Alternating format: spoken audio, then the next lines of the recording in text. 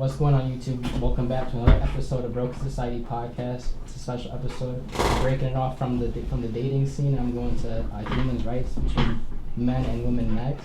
But today, it's a special episode because I'm getting a tattoo during it. I got a new guest with my tattoo artist. So, what's your name, age, occupation, and where you from? Tommy Guns. What did you say, age? Age. Old as shit. 36, tattoo artist. Where you from? From Colorado. Out here now in New York. Good old New York. Yeah. Alright, Ben, so we're going to get into it. How do you feel about a woman that has a 304 past or a hoe past? It's a 304. It's just hoe? Hoe. On a calculator? That makes sense. I guess not really too big of a deal because I feel like everybody has to have a hoe phase in their life. You know what I mean? If you ain't went through your hoe phase yet, it's gonna come eventually. I mean, I guess so. You know, I'd rather them already went through that hoe phase than get into a serious relationship, start building a future with somebody, and then they realize that they want to go through that hoe phase. Yeah, no, I feel like that hoe phase for a woman, it definitely affects like their relationship with like men in the future, like just being taken seriously and shit. They're just trying to find like the right guy. Absolutely. I don't know. 'Cause I feel like if a promiscuous girl was like just to walk up to me and was like, "Yo, what's up? Can I get your number?" And like I knew she was a hoe and shit, I'd just be like nah, like what? Oh, absolutely. I mean, I definitely would rather go after the chick who's known as not being a hoe, right? As opposed to going for the town hoe. For sure.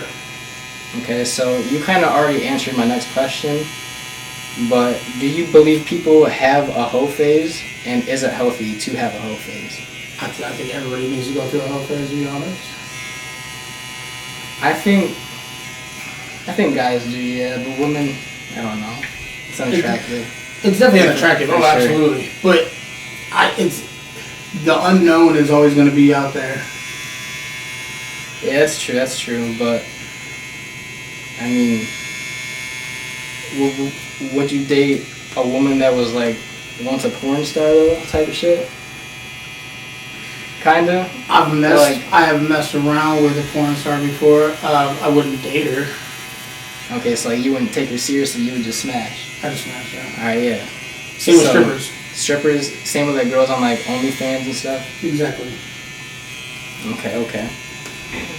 So, as a man, how do you feel about being monogamous or loyal to only one female for the rest of your life? If you're in a relationship, I believe that it should be like that.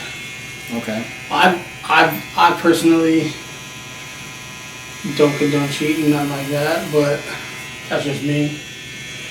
But if you can't be loyal to somebody, then I'd say just stay out of relationships. See, but I feel like just like as a man, as our biological nature, we just want to we just want to fuck. Well, we're not technically meant to be with one person for the rest of our lives. That's what I'm saying. So it doesn't make sense. But because then also at the end of the day, it's just like if the woman could accept, hey, he's going out, he's doing his thing, but as long as I don't see it or hear about it or am embarrassed about it in public, and he coming back to me at the end of the day type shit, I feel like that'd be a good thing, Would you accept a chick doing the same thing? No, that's wrong.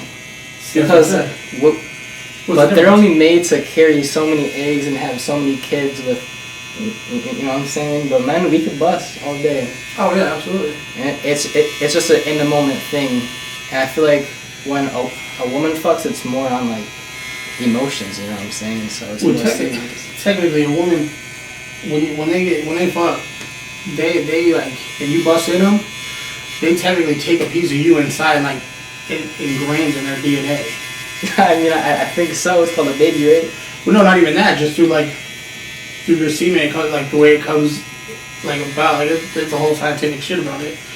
But it's like that's why you've been in a relationship with a chick for long enough. At any time you're fucking up or doing something wrong, they happen to call. I mean, what are you doing right now? Nothing. It's because they know. Yeah, it's facts. It's not just that they're just happen to be good timing. No, after so long being with the same person, it like becomes part of them.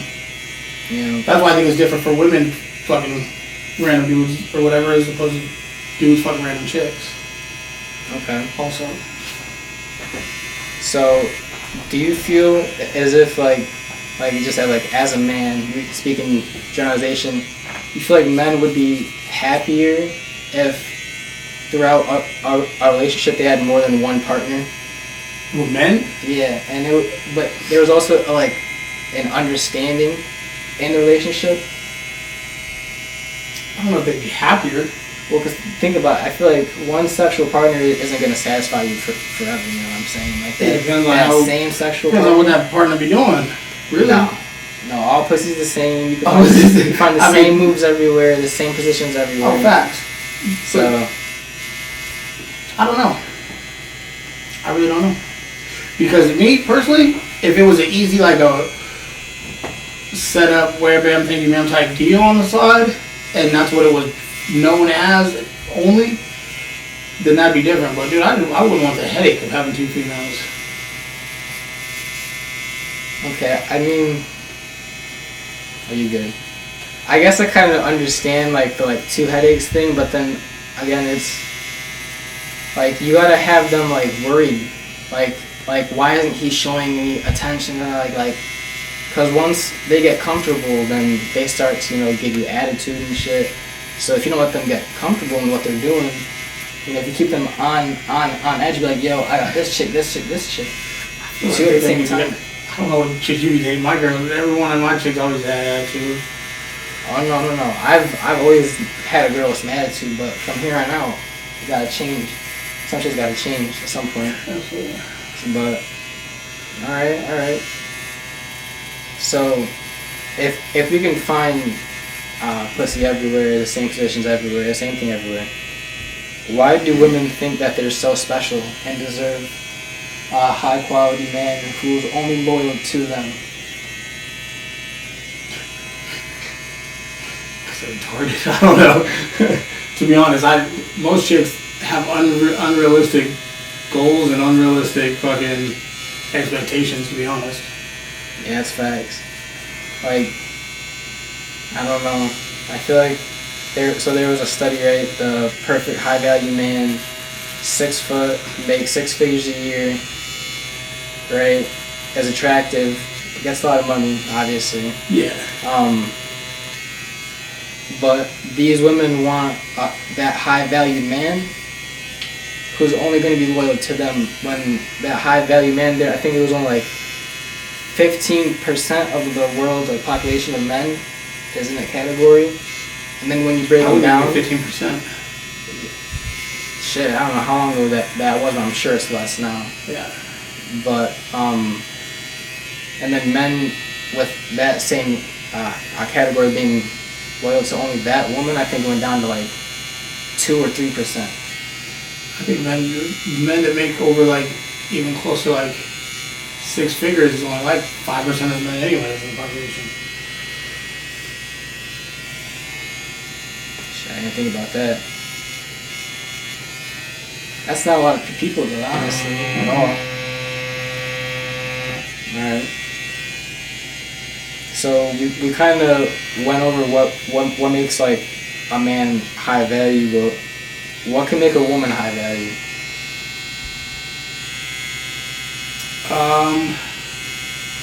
Her loyalty, just the way she looks at what taking care of her man really is. Because you got these chicks out here that think giving up some pussy once a week, twice a week, or something like that is being a true housewife and this and that. It's not at all. We can go find that anywhere. Exactly. That shit every night. But they sure think that's what it is.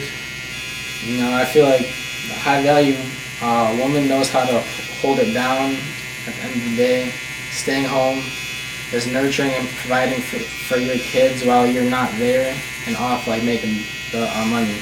Yeah. But has to be good at it too. Absolutely. You can't just sit them down in front of a TV and just expect the TV to babysit them. Has to actually show them attention, teach them shit. I don't know. I agree.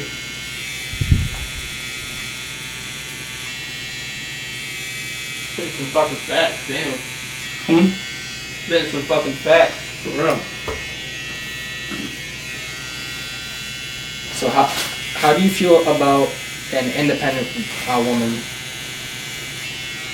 That's like, does her own job, got her own money, shit like that. Makes her own money, pays her own bills. No man can tell her what to do.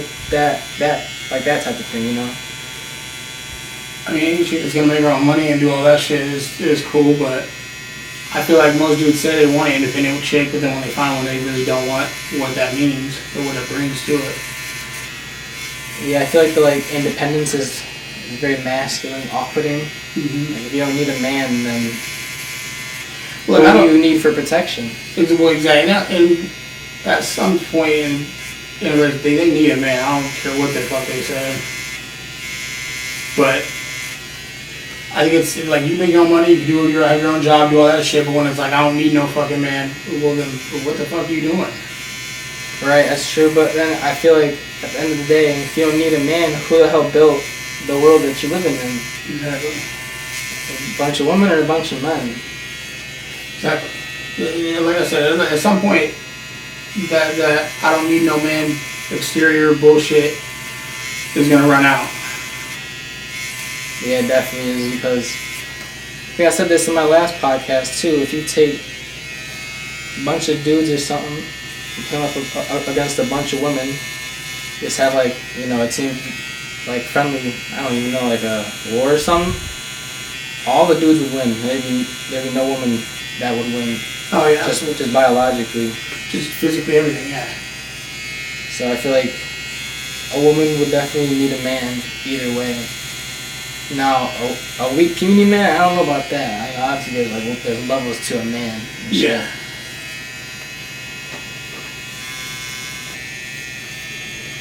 So going back to the hoe thing, do you feel like you could turn a hoe into a housewife ever? Yeah. I believe, if they've been through their hoe phase, yeah, absolutely. Now, will they be 100% loyal? Who knows? I don't think anybody nowadays hardly could be 100% loyal. To be honest. Yeah, I just feel like, it's just all come from